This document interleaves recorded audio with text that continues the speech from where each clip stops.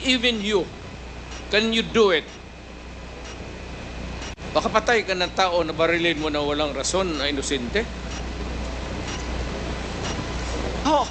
How can that be?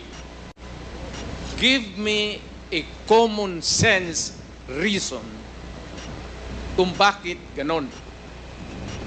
That you presumptuously, tignan mo, tuloy, nagalit. Siyempre, nagalit na yung langit. Dahil sa tatanong mo na, ano ba? Alam mo to sa totoo lang. Ito totoo lang, ha?